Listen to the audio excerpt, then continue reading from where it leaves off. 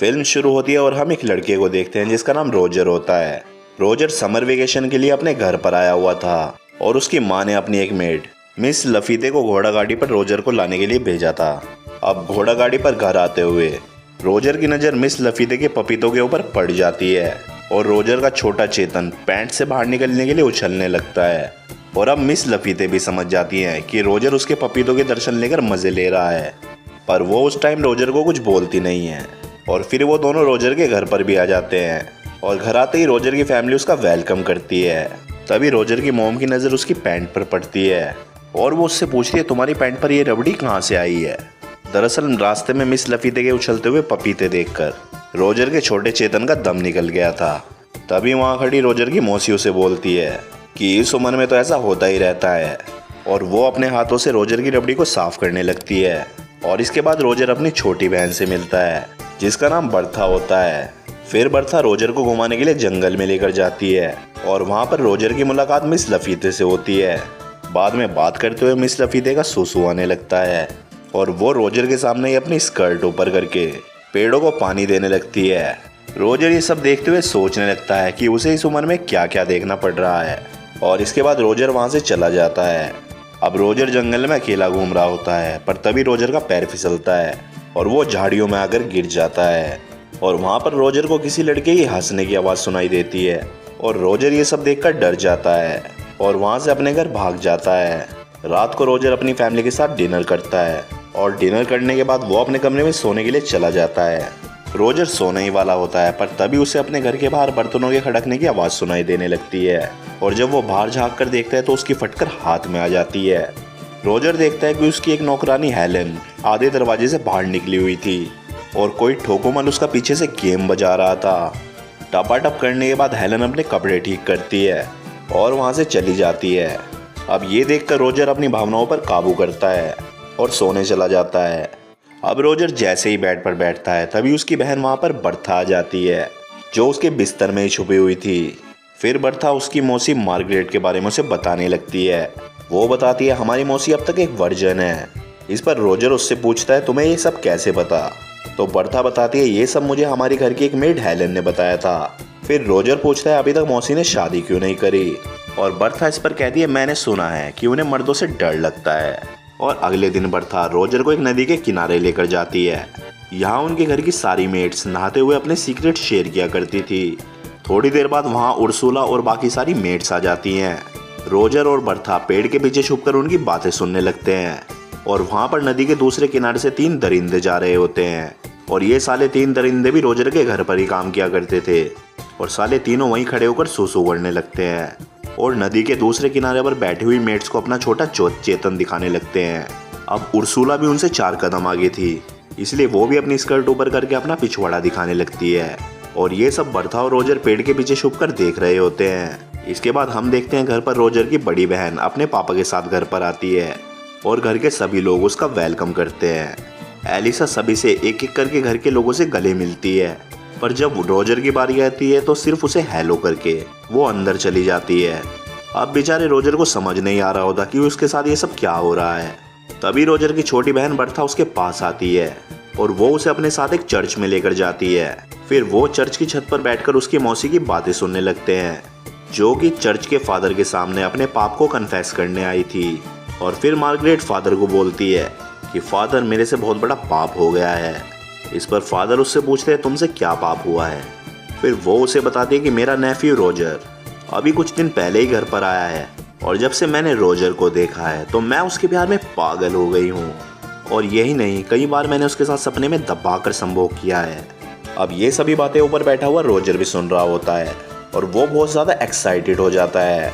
Roger सोचता है, अब घर में कोई तो है जिसे मैं भी पेल सकता हूँ, वरना घर की सारी औरतों को तो साले नौकर ही पेलते जा रहे हैं। अब ये सब पेलम पिलाई की बातें सुनकर रोजर और एक्साइटेड होने लगता है और वो नीचे आकर गिर जाता है। इसके बाद पादरी और मार्गरेट रोजर को अपने साथ घर पर लेकर आते हैं और उसकी मॉम को सारी बातें बता देते हैं। फिर रोजर की मॉम पादरी से पूछती है कि इसे क्या सज़ा मिलनी चाहिए। इस पर पादरी बोलता है कि इसके पिछवाड़े पे मार मार कर इसको बंदर के पिछवाड़े की तरह लाल बना देते हैं। अब रोजर की मॉम को भी ये बात अच्छी लगती है और वो पादरी को बोलते हैं कि मस्त प्लान है। फिर रोजर की मॉम उसकी मौसी मार्गरेट को बोलती है, ये शुभ काम तुम करोगी। अब मार्गरेट पहले तो ये सब करने से मना कर देती है, पर रोजर की माँ के फोर्स करने पर वो ऐसा करने के लिए तैयार हो जाती है और रोजर के पिछवाड़े पर 10 बार जोर से फटके देने लगती है, जिससे उसका पिछवाड़ा बंदर के पिछवाड़े की तरह लाल हो जाता है। अब रात को बेड पर रोजर उल्टा होकर सो रहा होता है, क्योंकि उसके दोनों तबले सूजे हुए थे।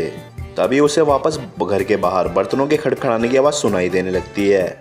रोजर देखता है कि कोई ठोकुमल हेलन को पीछे से उसकी ठुकाई कर रहा होता है, और इस बार भी हम लोगों को पता नहीं चलता ये साला है कौन, जो अपना काम करके वहाँ से गायब हो जाता है।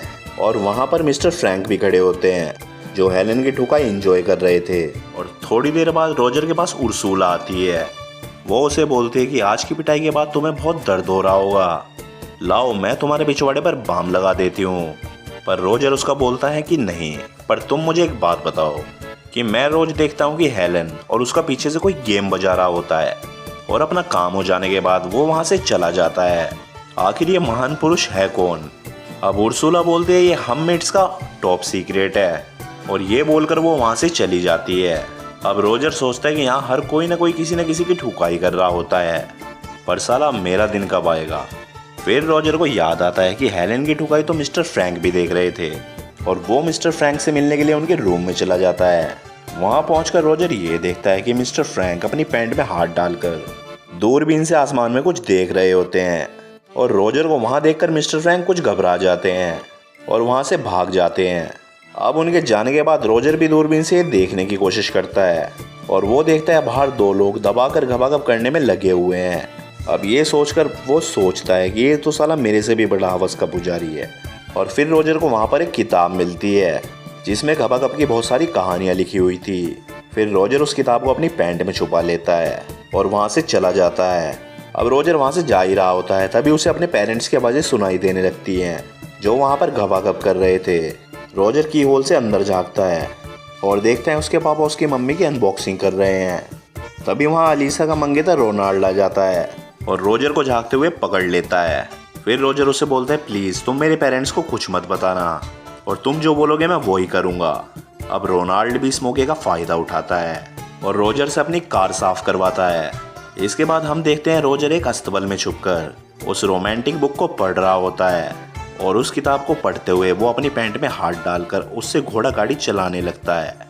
पर तभी वहाँ पर उनका एक नौकर आ जाता है और रोजर उसे देखकर कमरे में छुप जाता है। और थोड़ी देर बाद हेलन भी वहाँ आकर मुर्गी को दाना डालने के लिए आती है, और वो नौकर उसे वहीं फंसा देता है और साथ ही पीछे जाकर उसका गेम बजाने लगता है। अब हेलन वहाँ पर रोजर को देखती है और वो उसे अपनी हेल्प करने के लिए बोलती है।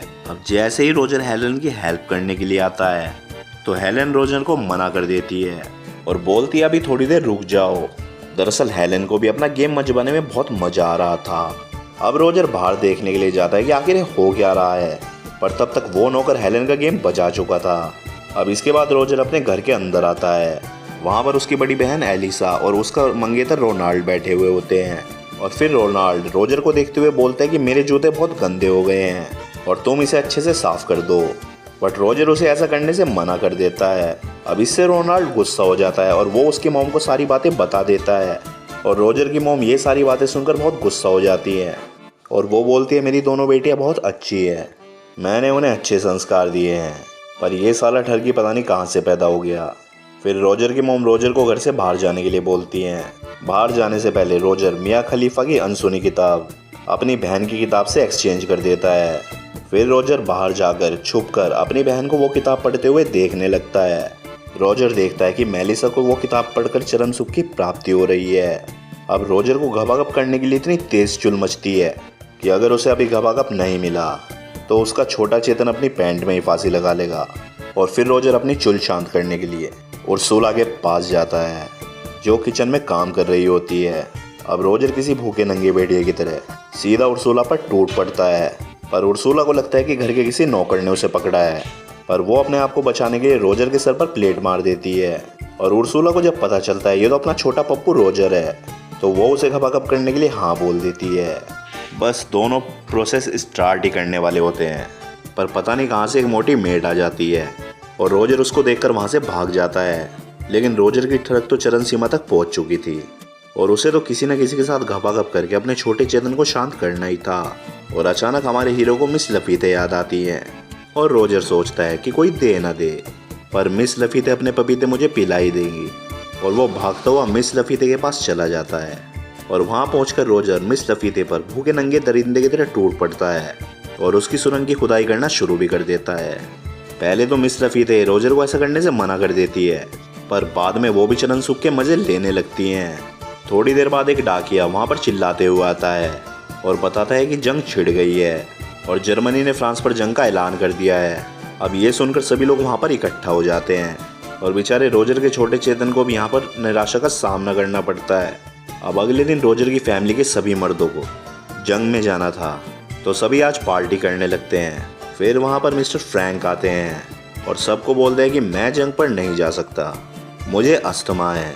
रोजर को जब ये पता चलता है कि घर के सभी मर्द जंग पर जाने वाले हैं और सारी औरतें घर पर अकेली रहेंगी, तो वो ये सोचकर खुशी के मारे झूमने लगता है। अब फ्रांस में एक रिवाज होता है कि जब भी घर के सारे मर्द जंग पर जाते हैं तो एक रात पहले सभी घर के सारे मर्द अपनी वाइफ के साथ जंगल में जाकर घपाघप करने लगते हैं। और आज भी सभी मर्द जंगल में जाकर अपनी वाइफ के साथ घपाघप करेंगे। और वहाँ रोजर इन सबको देखकर सोच रहा होता है कि बेटा जितना बजाना है बजा लो, कल तो मैं ही इनका बैंड बजाऊंगा। अगले दिन घर के सारे मर्द जंग पर चले जाते हैं। उनके जाते ही सबसे पहले रोजर उर्सुला के पास जाता है। वो उसके साथ दबाकर संभोग करने लगता है। अगले दिन बर्था रोजर को बोलती है, हमारी मॉम पादरी के सामने कुछ कन्फेस करने वाली है, आओ हम जाकर देखते हैं कि उन्होंने क्या पाप किया है। दूसरी तरफ उसकी मॉम पादरी को बता रही होती है, मेरा हस्बैंड मेरे साथ अलग अलग पोजीशंस में संभोग करता है, मुझे भी इससे बहुत मज़ा आता है, पर कभी कभी मुझे ऐसा लगता है कि मैं कोई पाप तो नहीं कर रही।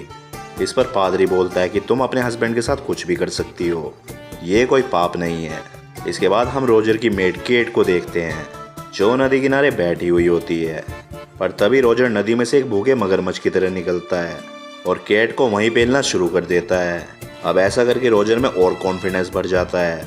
अब तो रोजर घर की सभी औरतों को पेलने का प्लान बनाने लगता है।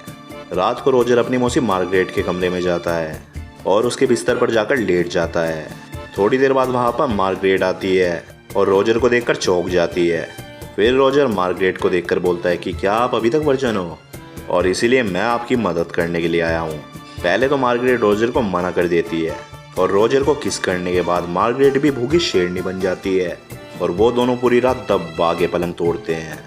थोड़ी देर बाद वहाँ पर हेलेन चाय लेकर आती है, पर उसे इस बार दरवाजे खींचकर उसका गेम बजाने वाला और कोई नहीं था, क्योंकि घर के सारे मर्द जंग पर गए हुए थे। फिर हेलेन रोजर के कमरे के अंदर आकर उसे चाय देती है। फिर चाय देकर जैसे ही हेलेन वहाँ से जा रही होती है, अचानक रोजर उसे पीछे से पकड़ लेता है और उसका गेम बजाना शुरू कर देता है। अब अगले दिन रोजर अपनी बड़ी बहन एलिसा को देखता है जो अस्तबल में जा रही होती है। फिर रोजर भी उसके पीछे जाने लगता है। वहाँ जाके रोजर देखता है कि एलिसा घोड़ों को घास डाल रही है। रोजर लपक कर एलिसा पर टूट पड़ता है और उसके साथ घपाघप करना शुरू कर देता है। पहले तो एलिसा मना कर देती है, पर एलिसा को भी मजा आना शुरू हो जाता है और वो दोनों दबाकर घपाघप करते हैं। अब तो रोजर की मौज हो गई थी, क्योंकि घर की सारी औरतें एक एक करके रोजर के पास आती थी और अपना गेम बजवा कर जाती थी। और कभी कभी तो रोजर एक साथ 3-3 मेट्स को पेल देता था। एक दिन घपाघप करने के बाद एलिसा रोजर को बोलती है वो प्रेग्नेंट है और ये सुनकर रोजर की फटकर हाथ में आ जाती है। तभी रोजर को पता चलता है कि जंग खत्म हो चुकी है और सभी मर्दों की वापसी हो रही है। तब वो ये सोचता है कि मैं इससे जान कैसे छुड़वाऊँ, पर तभी वहाँ पर उर्सुला आ जाती है और वो रोजर को बोलती है वो भी प्रेग्नेंट है। फिर कुछ देर बाद उसकी मौसी मार्गरेट भी उसे बोलती है कि वो भी प्रेग्नेंट है। अब रोजर सोचता है कि कुछ तो करना पड़ेगा, वरना घर के सारे लोगों को मेरे कांड के बारे में पता चल जाएगा और मेरी माँ मुझे सड़क के बीच खड़ा करके मेरा पप्पू काट देगी। अब सबसे पहले रोजर एक लाल नेल पॉलिश लेकर आता है और उसे लेकर अपनी बहन एलिसा के पास जाता है और वो उसकी बेडशीट पर नेल पॉलिश लगा देता है और वो एलिसा को बोलता है कि तुम रोनाल्ड को सिड्यूस करो और डियर उसके साथ आज रात को पलंग तोड़ घपाघप करो, ताकि रोनाल्ड को ये लाल रंग देखकर लगे कि तुम अभी तक वर्जन हो। इसके बाद वो अपनी मासी मार्गरेट के पास जाता है और उसको बोलता है तुम मिस्टर फ्रैंक से शादी कर लो, क्योंकि वो आपसे बहुत प्यार करते हैं। और ये सुनकर मार्गरेट भी शादी के लिए मान जाती है। इसके बाद वो उर्सुला के पास जाता है और उसे शादी के लिए प्रपोज करता है, पर उर्सुला उसे शादी करने के लिए मना कर देती है, क्योंकि वो पहले ही किसी काणे आदमी को पसंद करती थी अब तीनों औरतों की एक साथ शादी हो जाती है और किसी को पता भी नहीं चलता कि रोजर ने पीछे से क्या कांड फैलाया था। उसी रात रोजर हेलन के साथ पलंग तोड़ संभोग करता है और कुछ दिन बाद हेलन भी रोजर को बताती है कि वो प्रेग्नेंट है। अब रोजर की भी छुट्टियां खत्म हो चुकी थी और वो स्कूल जाने के लिए अपने घर से निकल ही रहा था और रोजर जाने से पहले हेलन को बोलता है कि तुम्हारे लिए भी मैं एक पति का इंतजाम कर दूंगा। इस पर हेलन रोजर को बोलती है कि इसकी कोई ज़रूरत नहीं है, मुझे तो लगभग घर के सभी मर्दों ने पेला है, मैं ये मटका किसी के भी सर पर जाकर फोड़ दूंगी। फिर रोजर वहाँ से चला जाता है और कुछ इसी तरीके से ये मूवी यहाँ पर ख़त्म हो जाती है।